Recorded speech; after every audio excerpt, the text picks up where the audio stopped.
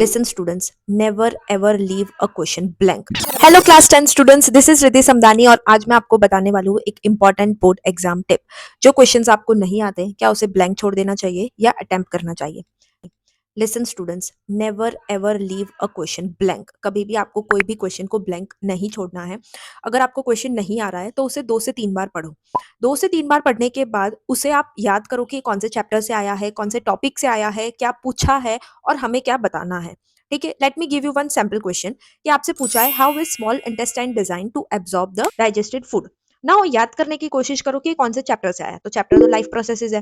ठीक है, कौन से टॉपिक से आया, डाइजेशन से आया है, किसके बारे में पूछा है, स्मॉल इंटेस्टाइन के बारे में पूछा है। अगर आपने सिलेबस पढ़ा है तो you will get to know कि आप उसके स्ट्रक्चर को याद करो स्मॉल इंटेस्टाइन के, कि स्मॉल इंटेस्टाइन का स्ट्रक्चर बहुत कॉइल्ड होता है, स्मॉल इंटेस्टाइन बहुत लार्ज होती है, मैक्सिमम एब्जॉर्प्शन स्मॉल इंटेस्टाइन में होता है और स्मॉल इंटेस्टाइन में एक स्ट्रक्चर्स प्रेजेंट होते हैं that are known as villi, जो कि सरफेस एरिया बढ़ाते हैं और उनसे सबसे ज्यादा एब्जॉर्प्शन होता है।